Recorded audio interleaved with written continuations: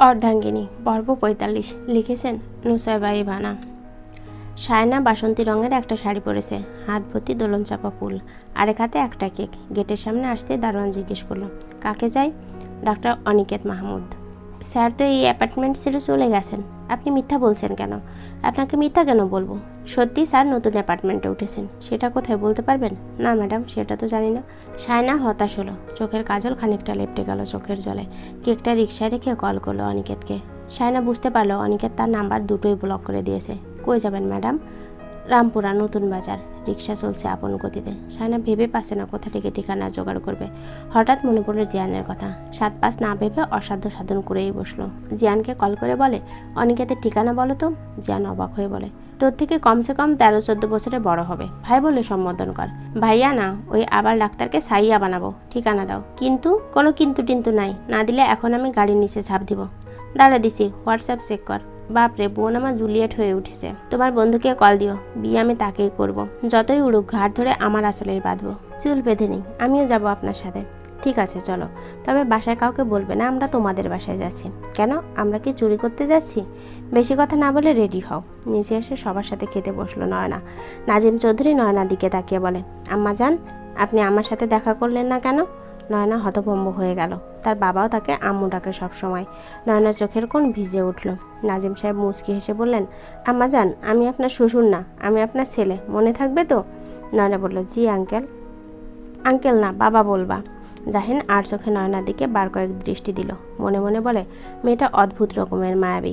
মিতা বেগম জিজ্ঞেস করলো, তোমরা রেডি হয়ে খেতে বসেছো, কোথাও যাচ্ছ নাকি? জিয়ান বলল, হ্যাঁ আম্মু, ওর জন্য শপিং করব। খাওয়া শেষ হতেই নাজিম চৌধুরী জিয়ানের হাতে 1000 টাকার এক বান্ডিল ধরিয়ে দিয়ে বলে, আমার আম্মা জান আমার টাকায় শপিং করবে। নয়নাকে উদ্দেশ্য করে বলে, আম্মা জান যা ইচ্ছা কিনবেন, আপনার জন্য আপনার ছেলের টাকা অফুরন্ত। সবার কাছ থেকে বিদায় নিয়ে নয়না আর জিয়ান বের হয়ে আসলো। গেটের সামনে এসে রিক্সা ডাকলো। নয়না বলে, এতগুলো গাড়ি থাকতে রিক্সা কেন? সুন্দরী বউয়ের সাথে রিক্সা ভ্রমণ করার মজা কি আর গাড়িতে পাওয়া যায়? বউ পাশাপাশি ঘেসে বসবে, রিক্সা ঝাঁকিতে আমার বাহু চেপে ধরবে। এই ফিলিংস কি গাড়িতে পাওয়া যাবে বাটার মাশরুম? রিক্সায় উঠে বসলো দুজন। হুটতলা রিক্সায় দুজন গা ঘেঁষে বসে আছে। নয়নার মনে হচ্ছে এটা কোনো সিনেমা। তার পাশে বসে থাকা হ্যান্ডসাম ছেলেটা হিরোর থেকে কোনো অংশে কম না। রয়্যাল ব্লু রঙের শার্ট, ফর্মাল প্যান্ট, শার্টের হাতা ভাঁজ করে রাখা, চুলগুলো স্পাইক করা, হাতে ব্র্যান্ডের ঘড়ি। উফ, কি মারাত্মক সুন্দর এক যুবক তার পাশে বসে আছে। জিয়ান নয়নার হাত নিজের হাতের মধ্যে আবদ্ধ করে বলে, তুই হাতে রাখলে হাত, আমি পাড়ি দেবো সুদীর্ঘ পথ। তুই পাশে থাকলে রাঙিয়ে দেবো গধূলির বিকেল। নয়নার ভালো লাগছে মুহূর্তটা, সব কিছু যেন স্বপ্নের মতো লাগছে। বউ, তুমি কিছু বলছো না কেন? আপনি আমাকে ভালোবাসেন? জিয়ান নয়নার এমন প্রশ্নে থমকে গেল। সব প্রশ্নের উত্তর হয় না, কিছু প্রশ্নের উত্তর অনুভব করে নিতে হয় প্রিয়তমা অর্ধাঙ্গিনী। তালুকদার বাড়ি পরিবেশ থমথমে। মিজান তালুকদার, মাহবুব তালুকদার, লতা বেগম, নীলাঞ্জনা সবাই একত্রে ড্রয়িং রুমে বসে আছে। নয়না বাসায় ঢুকে বাবা বলে মাহবুব তালুকদারকে জড়িয়ে ধরল। জিয়ান সবাইকে সালাম করে বসলো একটা সিঙ্গেল সোফায়। নীলাঞ্জনা জিয়ানের দিকে তাকিয়ে আছে। এত হ্যান্ডসাম, এত রিচ একটা ছেলেকে সে হাতছাড়া করলো। আফসোস করছে মনে মনে। বাবা, এখানে কি হচ্ছে? নয়নার প্রশ্নের উত্তরে মিতা বেগম বললেন, তোমার স্বামীর কুকীর্তির বিচার সভা হচ্ছে। নয়না ভুরু কুঁচকে বলে, জীবনে নিজের মেয়ের কুকীর্তির বিচার করলেন না, আর আসছেন পরের ছেলের বিচার করতে? বাহ, সো নাইস।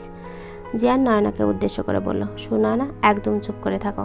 আঙ্কেল, এবার বলুন তো আমাকে কেন ডেকেছেন? মাহবুব তালুকদার নরম স্বরে বলল, দেখো বাবা, এভাবে তোমাকে নিয়ে বসা আমাদের উচিত না, কিন্তু তোমার বিরুদ্ধে এত বড় এলিগেশন আনার পর আর কোনো উপায় পেলাম না। আঙ্কেল, আপনি যা বলতে চাইছেন নির্দ্বিধায় নিজের ছেলে ভেবে বলে ফেলুন। তুমি পরশু রাতে নীলাঞ্জনার সাথে ছিলে? নীলাঞ্জনাকে বাসায় পৌঁছে দিয়ে গেছো? নয়না বলল, এসব কি বলছো বাবা? পরশু রাতে তো আমরা বিচে ছিলাম। মিতা বেগম ফুঁসে ওঠে বলে, এইটুকু মেয়ে কি পাকা পাকা কথা, তুই চুপ কর একদম। আঙ্কেল দেখুন, আমি এমন একজন মানুষ যে একবার কিছু ছেড়ে দিলে দ্বিতীয়বার তার দিকে দৃষ্টিও দেই না। থুতু ফেলে যেমন দ্বিতীয়বার ফেরত নেয় না, আমিও কিছু মানুষকে থুতুর মতো ফেলে দিই চিরজীবনের জন্য। নীলাঞ্জনা বলল, তুমি মিথ্যে কেন বলছো রেজা? তুমি এখনো আমাকে চাও, সেটা বলো, তাহলেই তো সমস্যা শেষ। জিয়ান নিজের হাত মুষ্টিবদ্ধ করে রাগ নিয়ন্ত্রণ করছে। জিয়ানের চোয়াল শক্ত হয়ে গেছে, কপালে রগ ফুলে উঠেছে, চোখ লাল হয়ে গেছে। নয়না জিয়ানের দিকে তাকে নীলাঞ্জনাকে উদ্দেশ্য করে বলল, তুমি যদি সম্পর্কে আমার বড় বোন না হতে, তাহলে এতক্ষণে তোমার গালে 2-4টা থাপ্পড়ের দাগ থাকতো। তোমার নিজের চরিত্রের সমস্যা, তাই অন্যকেও তেমন মনে করো। ফর ইয়োর কাইন্ড ইনফরমেশন, যেটা তুমি জানো তবুও বলছি, যে তোমার মতো মেয়েকে কোলে তুলে বাসা পর্যন্ত পৌঁছে দিয়েছে সেটা হলো আমার দেবর জাহিন চৌধুরী। সো এসব আষাঢ় গল্প বলে লাভ নেই। আমার হাজব্যান্ড তোমার মতো মেয়েদের দিকে ফিরেও তাকায় না। নয়না, বড্ড বেশি বলছিস তুই। আমার আর রেজার মাঝখানে আসবি না। নয়না জিয়ানের হাত ধরে বলে, উঠুন। জিয়ান সেভাবেই বসে আছে। নয়না চিৎকার করে বলে, উঠতে বলছি তো। যেখানে আমার হাজব্যান্ডের চরিত্রের দিকে আঙুল তোলা হয়, যেখানে বাড়িতে ডেকে এনে আমার হাজব্যান্ডকে অপমান করা হয়, সেই বাড়িতে আর এক মুহূর্তের জন্যও থাকবো না। সারা জীবনের জন্য এদের আমি ত্যাগ করব। জিয়ান তার ষোড়শী বউয়ের দিকে অপলক দৃষ্টি মুগ্ধ নেত্রে তাকিয়ে আছে। তার বাচ্চা বউটা তার সম্মানের জন্য লড়াই করছে। জীবনে যা হারায় তা হারানোই যেন মঙ্গল, নয়তো এমন অর্ধাঙ্গিনী কোথায় পেতাম। জিয়ান নয়না হাত ধরে বলে, শান্ত হও সুনয়না, আমি তোমার বাবার সাথে একটু কথা বলবো। কিছু বলতে হবে না, আমার বাবার কাছে তার ভাইয়ের মেয়েই সব, থাকুক সে তাদের নিয়ে। জিয়ান মাহবুব তালুকদারকে উদ্দেশ্য করে বলল, আঙ্কেল, এই বাড়িতে শুধুমাত্র আপনি জানেন আমার যমজ ভাই আছে, আর নীলাঞ্জনাও জানে। ওর মতো মেয়ের কাছে এসব করা আহামরি কিছুই না, কারণ লজ্জা বা মান সম্মান কোনোটাই নেই ওর। আমি আর নয়না পরশুদিন চট্টগ্রাম ছিলাম।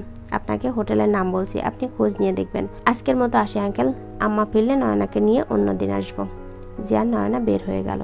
মিজান তালুকদার মাথা নিচু করে বসে আছে। তার চোখ দুটো অশ্রুত টইটুম্বুর। পুরুষ না হলে, মহিলা হলে এতক্ষণ চিৎকার করে কান্না করত। মিজান তালুকদার লজ্জিত কণ্ঠে বলল, ভাই, আমাকে ক্ষমা করে দিও। কথায় আছে, বাপ ভালো তার ছেলে ভালো, মায়ের গুণে ঝি। আমার মেয়ের মধ্যে এই অসভ্য মহিলা ছায়া দেখতে পাচ্ছি, ঠিক তার মায়ের মতো হয়েছে। মানুষ নিজে খারাপ হলেও সন্তানকে ভালো পরামর্শ দেয়, আর এই রাক্ষসী মহিলা মেয়েটাকেও শেষ করে ছাড়লো, সাথে আমার মান সম্মান সব শেষ করে দিল। চলবে, বাকি পর্বগুলোর জন্য চ্যানেলেই চোখ রাখুন।